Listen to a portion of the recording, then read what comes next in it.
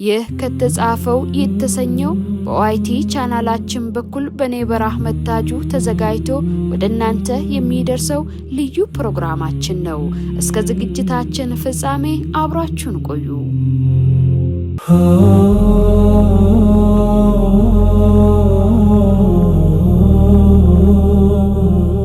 የመካው አይበገሬው ዑመር ኢብን አልኸጣብ ሙሐመድን እገለዋለሁ ሲል ሰይፉን መዘዘ። የሁለቱ ጀግኖች መስለምና የመካ መንቀጥቀጥ።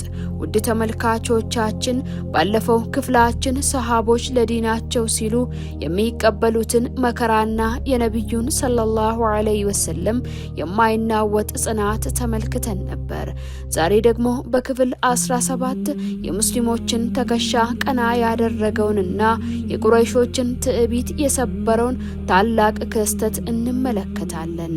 ነብዩ ሰለላሁ ዐለይሂ ወሰለም በመካ አደባባይ ከፍተኛ እንግልት ደርሶባቸው ነበር። አንድ ቀን አቡጃል ነብዩን ሰለላሁ ዐለይሂ ወሰለም በከፍተኛ ሁኔታ ሰደባቸውና አቆሰላቸው። ይህንን የሰማው የነብዩ አጎት ታዋቂው ጀግና ሐምዛ ቢን አብዱል ሙጠሊብ ከአደን እንደተመለሰ በንዴት ወደ ካዕባ አመራ። አቡጃል ዘንድም ደርሶም በቀስት መታው። እንዲህም አለው፣ እኔም በሃይማኖቱ ነኝ፣ እሳቸው የሚሉትን እላለሁ፣ ትዳፈራለህን? በማለት በይፋ መስለሙን አወጀ። የሐምዛ መስለም ለሙስሊሞች ትልቅ ጥንካሬ፣ ለቁረይሾች ደግሞ ታላቅ ድንጋጤ ሆነ። ከሐምዛ መስለም 3 ቀን በኋላ ሌላኛው የመካው አይበገሬው ሰው ዑመር ቢን አልኸጣብ የቁረይሾችን አንድነት የሰበረውን ሙሐመድን ሰለላሁ ዐለይሂ ወሰለም ለመግደል ሰይፉን መዞ ወጣ። በመንገድ ላይ ግን እያለ የገዛ እህቱ ፋጢማና ባለቤቷ መስለማቸውን ሰማ። በከፍተኛ ቁጣ ወደ ቤታቸውም አመራ። እዚያም እህቱና ባሏን ደበደባቸው። ነገር ግን በእህቱ ፊት ላይ የነበረው ጽናትና ለዲኗ ያላት ፍቅር አስደነገጠው። የቁርአንን ጽሑፍ እንዲያሳዩት ጠየቀ። ታጥቦም ማንበብ ጀመረ። የመጀመሪያው ሱረቱ ጣሃ ሲሆን ጣሃ ቁርአንን በአንተ ላይ ልታዝን ልትቸገር አላወረድንም የሚለው አንቀጽ ታላቁን የዑመርን ልብ አሸነፈው።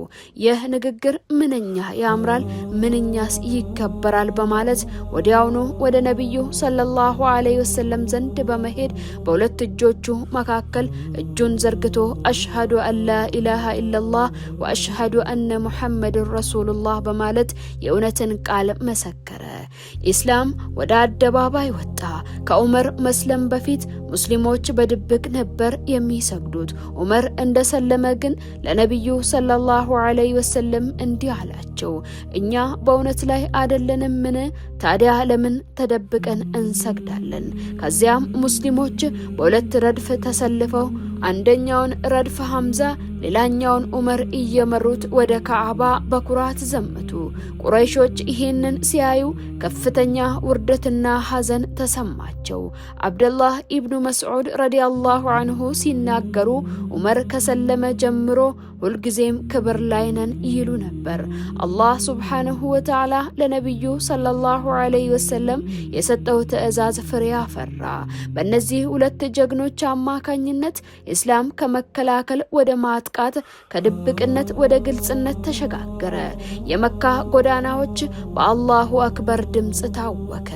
ውድ ተመልካቾቻችን የሐምዛና የዑመር መስለም የሚያስተምረን አላህ ለዲኑ የሚፈልገውን ሰው እንደሚመርጥና የእውነት ብርሃን የፈለገውን ያህል ጠንካራ ልብ ቢሆን ሰርጎ እንደሚገባ ነው። ነገር ግን ቁረይሾች በጀግኖቹ መስለም ተሸንፈው እጃቸውን አልሰጡም። ይልቁንም ሌላ አሰቃቂ ስልት ዘየዱ። በሚቀጥለው ክፍላችን ሙስሊሞች ለ3 ዓመታት በረሃብና በጣም የተሰቃዩበትን የኢኮኖሚና የማህበራዊ ማዕቀብ ታሪክ እንመለከታለን። እስከዛው የአላህ ሰላም ከእናንተ ጋር ይሁን። ወሰላሙ አለይኩም ወራህመቱላሂ ወበረካቱ።